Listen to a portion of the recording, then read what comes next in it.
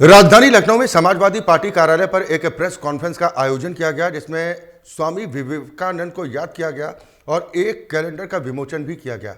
Samajwadi party के राष्ट्रीय अध्यक्ष अखिलेश यादव और प्रदेश अध्यक्ष नरेश उत्तम भी इस दौरान मौजूद रहे। सपा अध्यक्ष अखिलेश यादव ने योगी सरकार के प्रदेश में निवेश के दावों पर इस दौरान सवाल खड़े किए। उन्होंने कहा कि सरकार को यह भी बताना चाहिए कि पहले निवेश के लिए जो एमओयू साइन किए गए थे, उनमें से कितना निवेश जमीन पर उतरा और कितने लोगों को रोजगार मिला। उन्होंने कहा कि यह इन्वेस्टर समिट केवल चुनाव की तैयारी है। बीजेपी की सरकार जनता के साथ धोखा कर रही है।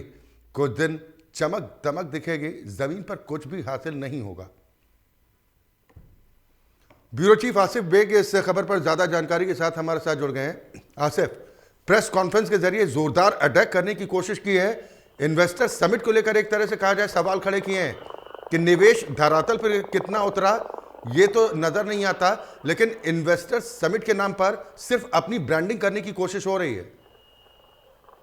जी, अच्छे बता दूं कि जैसे जैसे लोकसभा चुनाव नजदीक आ रहा है, वैसे वैसे राजनीतिक पार्टियों के जो नेता हैं, अध्यक्ष हैं, उनके बोल भी तल्ख होते चले जा रहे हैं। अगर बात करें समाजवादी पार्टी की, तो आज समाजवादी पार्टी के सुप्रीमो अखिलेश यादव ने एक प्रेस कॉन्फ्रेंस किया है। प्रेस कॉन्फ्रेंस काफी दिनों बाद हुई और इस प्रेस कॉन्फ्रेंस में अखिलेश यादव बीजेपी से काफी नाराज दिखे। हालांकि सपा सुप्रीमो अखिलेश यादव लगातार बीजेपी पर निशाना साधते चले आ रहे हैं, चाहे योगी आदित्यनाथ हो या उनके मंत्री हो या फिर उनके विधायक। आज जिस तरह से सपा सुप्रीमो अखिलेश यादव ने बड़ा हमला बोला, कहा कि इन्वेस्टर समिति जो है एक छलावा है और सरकार जो बीजेपी सरकार है वह किसानों बेरोजगारों के लिए कुछ भी नहीं कर पा रही है और जो दावे किए जा रहे हैं सिर्फ हवाई है। इतना नहीं, सपा सुप्रीमो अखिलेश यादव लगातार जो है किसानों के मुद्दे को लेकर भी हमलावर होते चले आ रहे हैं। आज भी सपा सुप्रीमो अखिलेश यादव ने जो बिजली के दामों में बढ़ोतरी की तैयारी चल रही, इस पर भी सपा सुप्रीमो काफी आग बबूला दिखे। उन्होंने कहा कि सरकार किसान विरोधी भी है और बेरोजगारों पर लाठियां भी चलवाती है। कहने का मतलब कि अखिलेश यादव साफ तौर पर इशारा कर रहे थे कि बीजेपी किसान विरोधी भी है, नौजवान विरोधी भी है और वह अपना हित सिर्फ साधती है। और बीजेपी का एक नारा है सबका साथ सबका विकास, जिस पर अखिलेश यादव ने तंज भी कसा। कहा कि इस सरकार में सिर्फ मंत्रियों का विकास हो रहा है और जो आम लोग हैं, जनता है, किसान है, छात्र है और जो बेरोजगार हैं उनका विनाश किया जा रहा है। फिलहाल जिस तरह से आज करीब घंटे भर सपा सुप्रीमो अखिलेश यादव की प्रेस कॉन्फ्रेंस चली, प्रेस कॉन्फ्रेंस में सिर्फ बीजेपी और उनके मंत्री और यूपी सीएम योगी आदित्यनाथ निशाने पर रहे। जो इन्वेस्टर समिति है, इस पर भी सपा सुप्रीमो ने जमकर निशाना साधा। कहा कि बीजेपी के मंत्री टूर पर विदेश गए लेकिन जनता का कुछ भला नहीं हुआ। साथ साथ तो बेरोजगारी तमाम मुद्दों को लेकर जो हमलावर नजर आए अखिलेश यादव, प्रेस कॉन्फ्रेंस में जोरदार तरीके से आपने बताया कि अटैक बीजेपी पर किया कि सिर्फ छलावा करने का काम कर रही है। इन्वेस्टर समिट को लेकर भी सवाल जिस तरह से अखिलेश ने खड़े किए हैं, बीजेपी भी हमलावर है कि रोड शो का आयोजन तो अखिलेश यादव की सरकार के समय भी होता था, इन्वेस्टर समिट का आयोजन तो अखिलेश यादव ने भी किया था। ये बात अलग है कि अखिलेश यादव ने जो लक्ष्य निर्धारित किया था नहीं पहुंच पाए थे, वो फेल साबित हो गए थे और इस बात की बौखलाहट है, ये आरोप बीजेपी की तरफ से लगाया जा रहा है। जी बिल्कुल, अच्छे बता दूं कि अगर बात करें राजनीतिक दलों के नेताओं की, तो राजनीतिक दलों के नेता सिर्फ दावे करते हैं। जनता की बात आती है, जनता के हित की बात होती है तो सभी मुद्दे गायब हो जाते हैं। अब बात करें जैसे सपा सरकार जब हटाई गई तब बीजेपी सूबे पर काबिज हुई और जब अखिलेश यादव ने सरकारी बंगला मुख्यमंत्री आवास छोड़ा तो उन पर बड़ा इल्जाम लगा टोटी चोर का। अगर बात करें बीजेपी की, तो बीजेपी ने चुनाव के दौरान लोक लुभावन वायदे किए थे और कहा था कि जनता जो है जनता की हर ख्वाहिशें पूरी होगी या यूं कहें कि राम राज्य आ जाएगा। लेकिन सरकार बनने के बाद जो है जनता वहीं की वहीं खड़ी है। अगर बात करें किसानों की तो किसान परेशान है, उन्हें बढ़े बिजली के दामों का सामना करना पड़ रहा है। किसान आंदोलन कर रहे हैं। जो छुट्टा जानवर है वह लोगों के किसानों के खेत को साफ कर दे रहे हैं। वहीं दूसरी तरफ कानून व्यवस्था पर भी तमाम सवाल खड़े हो रहे हैं, ऐसा विपक्ष का आरोप है। वहीं दूसरी तरफ अगर बात करें सपा सरकार की तो सपा सरकार यह दम भर है कि उन्होंने पूर्वांचल एक्सप्रेस वे दिया, आगरा एक्सप्रेस वे का निर्माण कराया और छात्रों को लैपटॉप दिया। तो कुल मिलाकर यह कहा जा सकता है कि चाहे सपा हो या बीजेपी, चुनावी रण में दोनों ने जमकर लोक लुभावन वायदे किए। लेकिन अगर बात जनता की करी तो जनता भी वहीं की वहीं खड़ी हुई है। और बिल्कुल बिल्कुल आसिफ, आप जिस तरह से कह रहे हैं कि जनता के हाथ वो नहीं लगता जो वादे किए जाते हैं, जो दावे किए जाते हैं।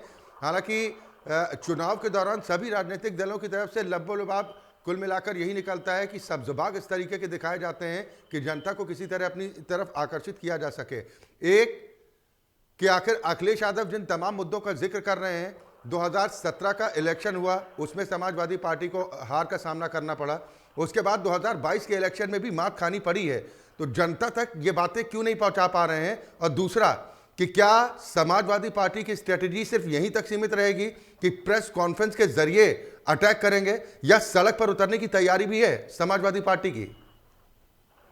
ये अच्छा सीधी बात यह है कि जो भी नेता होगा, चाहे जिस पार्टी का नेता होगा, अगर वह जनता के सुख दुख में शामिल होगा तो जनता भी उसे पूरी तरह लाइक करेगी और चुनाव में उसे जीत भी दिलाएगी। अगर बात करें समाजवादी पार्टी की तो समाजवादी पार्टी के मुखिया अखिलेश यादव को यह गुमान हो गया था कि 2017 का भी चुनाव वह जीत लेंगे और 2000 इस विधानसभा में उन्हें जीत हासिल होगी। लेकिन जिस तरह से जो जनता का रुझान है बीजेपी पर गया, इसकी खास वजह यह सामने आई कि बीजेपी ने जनता के बीच जाकर उनकी समस्याएं सुनी थी, उन्हें मदद का भरोसा दिया था, जो उनके कार्यकर्ता से घर घर तक पहुंचे थे।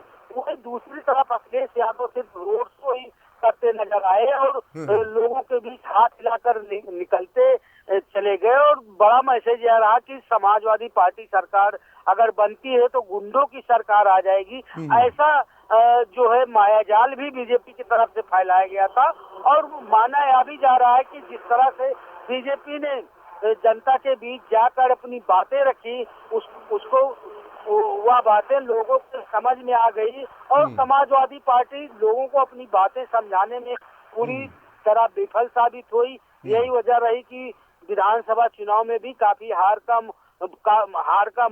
सामना करना पड़ा। बात सामने की है 2024 का चुनाव होना है, लोकसभा चुनाव होना है। अब इस पर सभी राजनीतिक दल जो है होमवर्क करना शुरू कर दिए हैं। कांग्रेस की बात करें तो कांग्रेस से राहुल गांधी, वायनाड सांसद राहुल गांधी पदयात्रा निकाले हैं और वह भी लगातार बीजेपी पर निशाना साध रहे हैं। वहीं दूसरी तरफ समाजवादी पार्टी भी लगातार जनता के बीच जाकर अटैकिंग मोड में तो अखिलेश यादव आ गए। आसिफ, जिस तरह से आप बता रहे हैं कि तमाम मुद्दों को लेकर सरकार को घेरने की कोशिश अखिलेश यादव की तरफ से की गई है, लेकिन धरातल पर उतर कर कैसे सरकार की नीतियों का विरोध किया जाए या जो कमियां अखिलेश यादव को नजर आती हैं उन कमियों को इंगित कराने को लेकर किस तरह से प्रदर्शन हो, इस पर भले ही अखिलेश यादव कुछ न बोले हों, लेकिन अखिलेश यादव की इस प्रेस कॉन्फ्रेंस के बाद राजधानी की सियासत में किस तरह का उबाल देखने को मिल रहा है? बीजेपी नेताओं की तरफ से किस तरह के रिएक्शन है? जी बिल्कुल अच्छे। अगर बात करें चुनाव की तो चुनाव में जनता जनार्दन ही सुल्तान बनाती है। अगर कोई भी राजनीतिक दल हो, चाहे सपा बसपा या फिर बीजेपी, अगर वह जनता के बीच नहीं पहुंचेंगे, उनके सुख दुख में नहीं शामिल होंगे तो उन्हें जनता पूरी तरह से नकार देगी। और खासकर पिछले चुनाव में यही दृश्य देखने को भी मिला।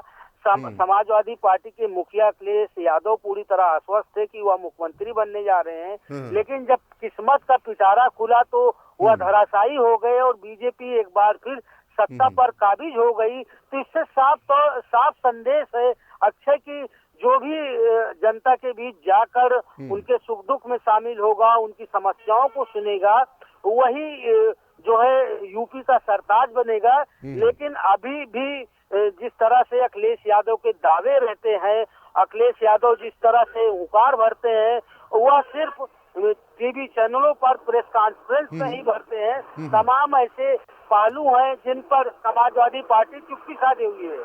चलिए, बिल्कुल, बहुत शुक्रिया आसिफ, बहुत शुक्रिया तमाम चर्चा और बातचीत के लिए। तो प्रेस कॉन्फ्रेंस के जरिए अखिलेश यादव ने जोरदार अटैक बीजेपी पर किया है। तमाम मुद्दों को लेकर बीजेपी सरकार को कटघरे में खड़ा करने की कोशिश की है और अखिलेश यादव का सीधा आरोप इस बात को लेकर है कि जो दावे किए गए थे उन दावों पर योगी सरकार पूरी तरह से फेल साबित होती नजर आ रही है। और अटैक करते हुए अखिलेश यादव ने कहा कि जो भेदभाव हो रहा है वो ठीक नहीं है, इस पर काम किए जाने की जरूरत है। और इन्वेस्टर समिट पर सवाल खड़े करते हुए कहा कि इन्वेस्टर समिट से जनता का भला तो नहीं होगा, बीजेपी अपनी ब्रांडिंग करने की कोशिश करे ताकि 2024 के इलेक्शन में उसको फायदा हो पाए। वक्त एक ब्रेक का, फौरन हाजिर होता है।